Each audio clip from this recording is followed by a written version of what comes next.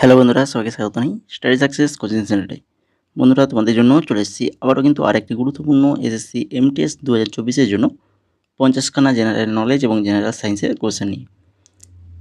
সম্পূর্ণ বিগত বছরের প্রশ্ন, প্রত্যেকটি কোশ্চেন বিগত বছর প্রিভিয়াস ইয়ারে যে সকল কোশ্চেনগুলো এসেছে সেগুলো থেকেই আলোচনা করছি। তো এটা আমাদের আজকে ক্লাস নম্বর 6। আগের 5 ক্লাস হয়ে গেছে, তো যারা দেখোনি তো অবশ্যই দেখে নেবে। লিঙ্ক কিন্তু ডেসক্রিপশানে রয়েছে, প্লে লিস্ট করে দিয়েছি প্রত্যেকটা ক্লাসের, সেগুলো দেখে নেবে। আর আমাদের এই যে ক্লাসগুলো হচ্ছে এই পিডিএফ পেয়ে যাবে আমাদের টেলিগ্রাম চ্যানেলে। ঠিক আছে, স্টাডি সাকসেস কোচিং সেন্টার এই টেলিগ্রাম চ্যানেলে যারা যুক্ত হয়নি যুক্ত হয়ে যাও। আমরা কিন্তু এক এক করে ক্লাসের পিডিএফগুলো তোমাদের দেব এই টেলিগ্রাম চ্যানেলে। ঠিক আছে, তো চলো শুরু করি আজকের ক্লাসের প্রথম কোয়েশ্চেন। নবরোজ বা নওরোজ উৎসব কোন সম্প্রদায়ের নববর্ষ হিসেবে পালিত হয়? তো নবরোজ উৎসব এটা হচ্ছে পার্সি সম্প্রদায়ের নববর্ষ হিসেবে পালিত হয়। তারপরে কোশ্চেন দেখো, জাতীয় আয় অ্যাকাউন্টিংয়ে জিভিএ এর অর্থ কী? জাতীয় আয় অ্যাকাউন্টিংয়ে জিভিএ এর অর্থ হচ্ছে কি গ্রস ভ্যালু অ্যাডেড। তারপরে 3 নম্বর, 2011 সালের আদমশুমারি অনুসারে ভারতের মোট জনসংখ্যার সাপেক্ষে উত্তরপ্রদেশের অবস্থান কত? উত্তরপ্রদেশ কত নম্বরে রয়েছে? মোট জনসংখ্যার সাপেক্ষে উত্তরপ্রদেশ রয়েছে প্রথম স্থানে রয়েছে। এরপরে দেখো 4 নম্বর, তাঞ্জোরের বৃহদেশ্বর মন্দিরটি ড্যাশ শাসক দ্বারা নির্মিত হয়েছিল? তাঞ্জোরের বৃহদেশ্বর মন্দির কোন শাসক দ্বারা নির্মিত হয়েছিল? সঠিক অ্যান্সার অপশান নাম্বার 1, চোল শাসক দ্বারা নির্মিত হয়েছিল। বৃহদেশ্বর মন্দিরটি বিখ্যাত স্থাপত্য শিল্পী সামা বর্মা দ্বারা পরিকল্পিত করা হয়েছিল। এটি তামিলনাড়ুর তাঞ্জাবুরে অবস্থিত, যা চোল রাজাদের প্রাচীন রাজধানীও ছিল।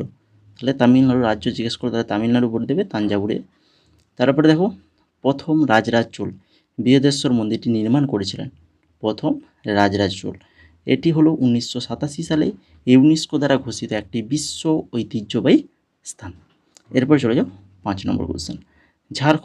ঝাড়খণ্ডের পাইকা নৃত্য সাধারণত ড্যাশ উপজাতি দ্বারা বিশেষ সম্মানিত অতিথিদের স্বাগত জানাতে বা ধর্মীয় শোভাযাত্রার সময় পরিবেশন করা হয়। ঝাড়খণ্ডের পাইকা নৃত্য কোন উপজাতি দ্বারা মানে এই নৃত্যটা পরিবেশন করা হয় বলো? সঠিক অ্যান্সার অপশান নাম্বার 2, মুন্ডা উপজাতি দ্বারা। তাহলে পাইকা নৃত্য কোথাকার? ঝাড়খণ্ডের। কোন উপজাতি দ্বারা পরিবেশন করা হয়? না হচ্ছে মুন্ডা উপজাতি দ্বারা। তো এই সকল ছোটো ছোটো কোশ্চেন, মানে একটা কোশ্চেনের মধ্যে 2-3টা কোশ্চেন কিন্তু পেয়ে যাবে। তো এইভাবে ভেঙে ভেঙে নিজেদেরকে পড়তে হবে, প্রস্তুত করতে হবে। ঠিক আছে, তো একই কোশ্চেন যে এই কোশ্চেন দিয়েছি এটাই আসবে এমন কোনো কথা নেই। ওই কোশ্চেনটাকে ভেঙে তোমাদের 3টে শিফটে আলাদা আলাদা 3টে কোশ্চেন দিয়ে দিতে পারে। ঠিক আছে, তো এগুলো খুঁটিয়ে নাটিয়ে প্রত্যেকটা কোশ্চেন ভালো করে পড়তে হবে। এরপরে দেখো 6 নম্বর কোশ্চেন। সুভাষচন্দ্র বসুর রাজনৈতিক গুরু কে ছিলেন? সুভাষচন্দ্র বসুর রাজনৈতিক গুরু তোমরা জানো অবশ্যই, যে চিত্তরঞ্জন দাস ছিলেন, তাই তো? তারপরে দেখো, দুধ, সামুদ্রিক খাবার, বাদাম এবং গোটা শস্যে কোন খনিজ পদার্থ বেশি থাকে, যা হাড়ে স্বাস্থ্য এবং শারীরিক মেরামত প্রক্রিয়াকে উন্নত করে? দুধে বা সামুদ্রিক যে সকল খাবারগুলো থাকে, সামুদ্রিক মাছ আমরা খাইতে থাকি না, যে খেলে যে হাড়ের একটা উপকার আসে, হাড় মেরামত হয়, স্বাস্থ্য ভালো থাকে, হাড়ের যে স্বাস্থ্য সেটা ভালো থাকে। ডাক্তাররা বলে যে সামুদ্রিক মাছ খেতে, দুধ খেতে, বাদাম খেতে। তো এগুলো কেন? কেননা এদের মধ্যে কী রয়েছে? ফসফরাস রয়েছে, যেটা হাড়ের স্বাস্থ্য এবং শারীরিক মেরামত প্রক্রিয়াকে উন্নত করে। তারপরে দেখো 8 নম্বর কোশ্চেন। অটোবায়োগ্রাফি অফ এ যোগী হলো ড্যাশের আত্মজীবনী। এটা কার আত্মজীবনী? অটোবায়োগ্রাফি অফ এ যোগী, এটা হচ্ছে পরমহংস যোগানন্দের আত্মজীবনী। তারপরে দেখো, নিম্নের কোনটি ঊর্ধ্বপাতন প্রক্রিয়ার মাধ্যমে শুদ্ধ করা মৃদু সুগন্ধযুক্ত সাদা থেকে হলুদাভ কঠিন? ঊর্ধ্বপাতন প্রক্রিয়ার মাধ্যমে শুদ্ধ করা মৃদু সুগন্ধযুক্ত সাদা থেকে হলুদাভ কঠিন, এটা হচ্ছে অ্যানথ্রাসিন অপশান নাম্বার 4 সঠিক অ্যান্সার। ভিতরগাঁও ইটের মন্দিরটি নিম্নলিখিত কোন যুগের স্থাপত্যের চমৎকার নিদর্শন? ভিতরগাঁওয়ের ইটের মন্দির, এটা হচ্ছে গুপ্ত যুগ। গুপ্ত যুগের স্থাপত্যের চমৎকার নিদর্শন। তারপরে মোহনদাস করমচাঁদ গান্ধী ড্যাশের জন্মগ্রহণ করেন কবে? কবে জন্মগ্রহণ করেছিলেন? সবাই তো জানো, যে তারিখটা জানো, 2রা অক্টোবর, তাই তো? কিন্তু দেখো প্রত্যেকটা অপশানেই 2রা অক্টোবর রয়েছে। তো সালটা কত? 1869 সালে, ঠিক আছে। আর বাকিগুলো আমাদের একটু পড়ে নেবো, দেখে নাও। যার জন্মদিন গান্ধী জয়ন্তী হিসেবে আমরা পালন করি, তাই তো? তিনি ব্রিটিশদের বিরুদ্ধে ভারতের অহিংস আন্দোলনের সফল নেতৃত্ব দেন। এরপরে চলে যাও 12 নম্বর কোশ্চেন। তো কিছু কিছু কোশ্চেন এইভাবে আছে, যেটা প্রথম লাইন পড়েই কিন্তু তারপরে তুমি অ্যান্সারটা করে দিতে পারবে, ঠিক আছে। তো পুরো প্রশ্ন পড়লে যেইটুকু সময়টা চলে যাবে, তো সময়টা তোমরা কিন্তু বাঁচাতে পারবে এইভাবে, যে প্রথম প্রশ্ন পড়লে আনসার যেটা জানো আনসার করে দাও, পুরোটা পড়ার প্রয়োজন হবে না। কিছু ক্ষেত্রে তখন পুরো প্রশ্নটাই পড়তে হয়, তখন সেটা পড়তে হবে, কিছু করার নেই। এরপরে দেখো 12 নম্বর কোশ্চেন, নিম্নলিখিতগুলির মধ্যে কোন কারণে ল্যাটেরাইট মৃত্তিকার বিকাশ ঘটে? ল্যাটেরাইট মৃত্তিকার বিকাশ ঘটে বিধৌত প্রক্রিয়ার কারণে ল্যাটেরাইট মৃত্তিকার বিকাশ ঘটে। শিক্ষা ও সংস্কৃতির প্রচারের জন্য কে ভারতীয় বিদ্যা ভবনের প্রতিষ্ঠা করেন? ভারতীয় বিদ্যা ভবনের প্রতিষ্ঠা করেন কে? ডক্টর কানাইলাল মানিকলাল মুন্সি। ডক্টর কানাইলাল মানিকলাল মুন্সি। ভারতীয় সংবিধানের কোন অনুচ্ছেদে সমস্ত শ্রমিকদের জন্য সামাজিক ও সাংস্কৃতিক সুযোগ সহ একটি জীবনধারণ উপযোগী মজুরি এবং একটি শালীন জীবনযাত্রার মান নিশ্চিত করা হয়েছে? ভারতীয় সংবিধানের কোন অনুচ্ছেদে? অনুচ্ছেদ 43 অনুচ্ছেদ। টি.এন. রাজরত্নম পিল্লাই নিম্নলিখিতগুলির মধ্যে কোন বাদ্যযন্ত্রের বাদক? নাগস্বরমের বাদক টি.এন. রাজরত্নম পিল্লাই। এরপরে 16 নম্বর দেখো, 16 নম্বরে কী রয়েছে? নিম্নলিখিতর মধ্যে কোনটি মন্ত্রিসভা কমিটি নয়?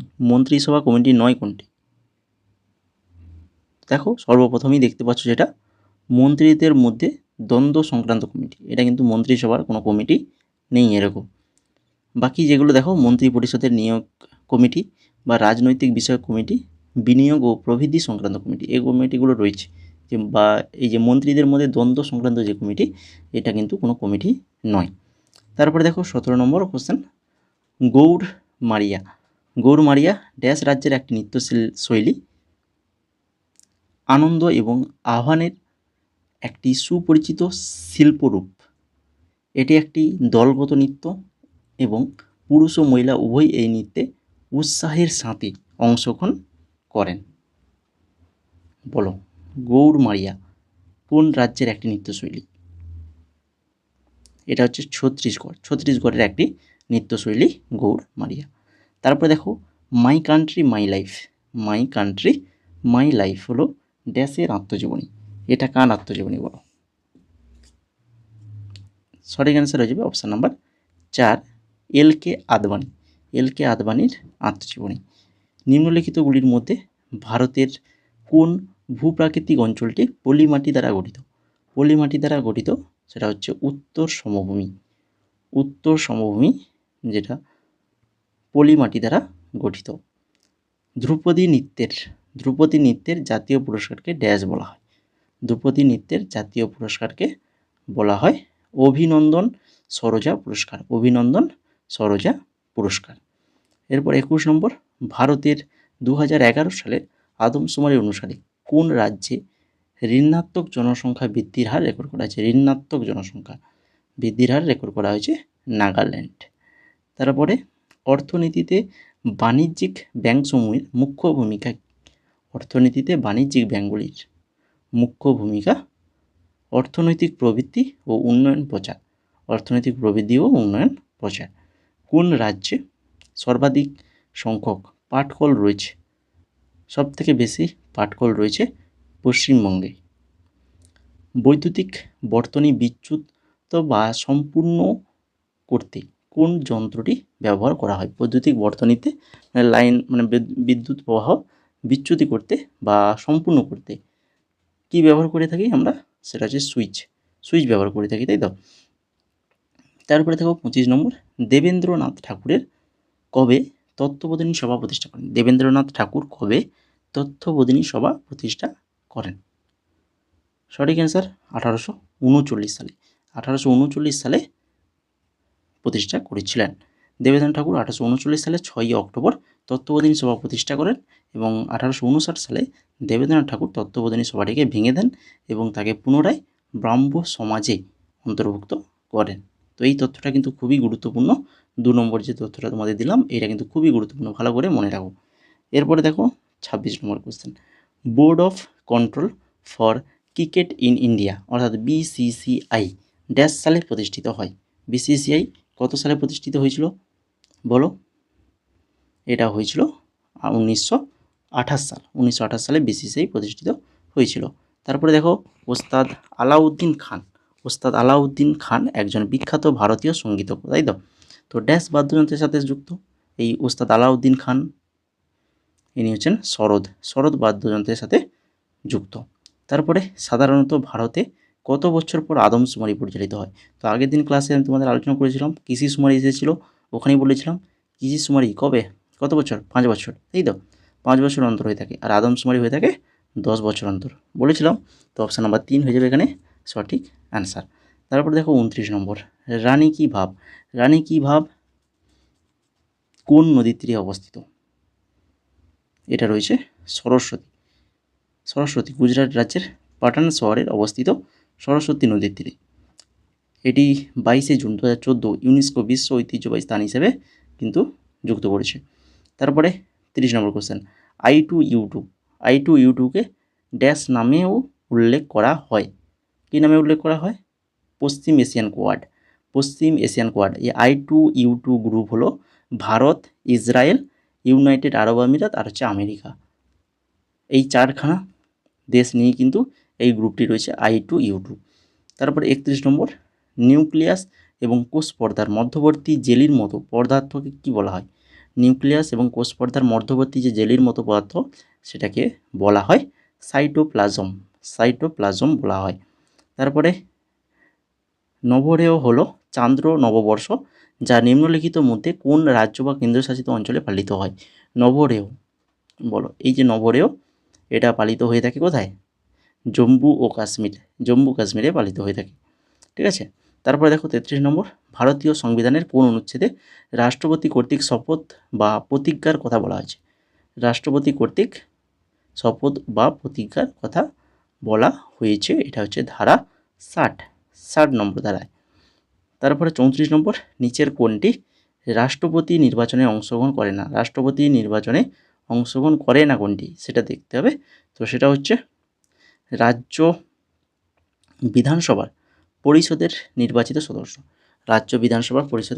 সদস্য, যারা কিন্তু রাষ্ট্রপতি নির্বাচনে অংশগ্রহণ করে না।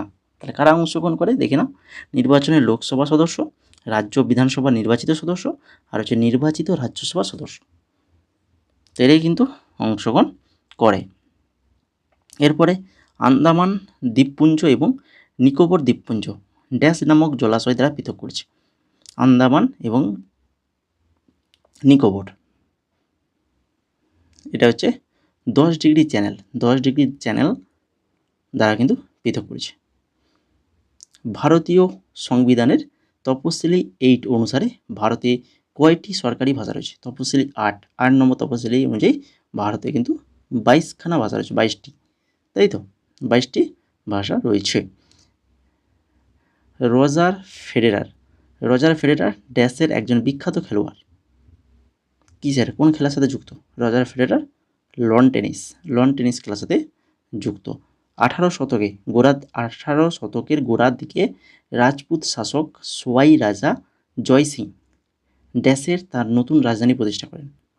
জয় সিং কোথায়? 18 শতকের গোড়ার দিকে এই যে জয়পুরে তার নতুন রাজধানী প্রতিষ্ঠা করেন। তারপর 39 নম্বর, কোন ধরনের মাটিতে গমের চাষ সবচেয়ে ভালো হয়? সবথেকে বেশি গমের চাষ ভালো হয় কোন মাটিতে? আচ্ছা, সুনিকাশি দোআঁশ মাটিতে সবথেকে ভালো হয়। 40 নম্বর, 2011 সালে আদমশুমারি অনুসারে ভারতের দ্বিতীয় বৃহত্তম ধর্মীয় সংখ্যালঘু সম্প্রদায় কোনটি? ভারতের দ্বিতীয় বৃহত্তম সংখ্যালঘু সম্প্রদায় সেটা হচ্ছে খ্রিস্টান। 2011 সালে আদমশুমারি অনুসারে, ঠিক আছে এটা। এরপরে রাউত নৃত্য, খুবই বিখ্যাত নৃত্য, ভারতের ড্যাশ রাজ্যের একটি বিখ্যাত লোকনৃত্য রাউত। এটা হচ্ছে ছত্তিশগড়ের বিখ্যাত লোকনৃত্য। নিচের কোন পল্লব রাজার রাজত্বকালে হিউয়েন সাং পল্লবের রাজধানী কাঞ্চি পরিদর্শন করেছিলেন? কোন পল্লব রাজার রাজত্বকালে হিউয়েন সাং? তো সঠিক অ্যান্সার এই যে প্রথম নরসিংহ বর্মন। এরপরে 43 নম্বর, কোন সংস্থা ভারতের দারিদ্র সীমার অনুমানের সাথে যুক্ত? National sample survey organisation. Option number 4 সঠিক অ্যান্সার। তারপরে 44 নম্বর, 1835 সালের ইংরেজি শিক্ষা আইনের ফলাফল ছিল ড্যাশ শিক্ষার মাধ্যম দিয়ে ড্যাশ ভাষাকে ব্যবহার করা হয়েছিল? উচ্চতর শিক্ষার মাধ্যম হিসেবে ইংরেজি ভাষাকে ব্যবহার করা হয়েছিল। 1835 সালে ইংরেজি শিক্ষা আইনের ফলাফল ছিল উচ্চতর শিক্ষার মাধ্যম দিয়ে, মানে উচ্চ শিক্ষার মাধ্যম হিসেবে কী করা হয়েছিল? ইংরেজি ভাষাটাকে ব্যবহার করা হয়েছিল, তাই কি না? এরপরে দেখো 35 নম্বর কোশ্চেন, 1905 সালের বঙ্গভঙ্গের পর ব্রিটিশরা কোনটিকে এর সরকারি কারণ হিসেবে দেখিয়েছিলেন? 1905-এ যখন বঙ্গভঙ্গ হয়েছিল, তো সরকারি কারণ কি দেখানো হয়েছিল? না, দেখানো হয়েছিল প্রশাসনিক সুবিধার কারণে বঙ্গভঙ্গ হয়েছিল। বঙ্গভঙ্গ নিয়েও আগের ক্লাসে আলোচনা করেছি। তারপরে দেখো 46 নম্বর, মহাদেশীয় ভরের প্রধান খনিজ উপাদান ড্যাশ এবং ড্যাশ। মহাদেশীয় ভরের প্রধান খনিজ উপাদান সেটা হচ্ছে সিলিকন এবং অ্যালুমিনিয়াম রয়েছে।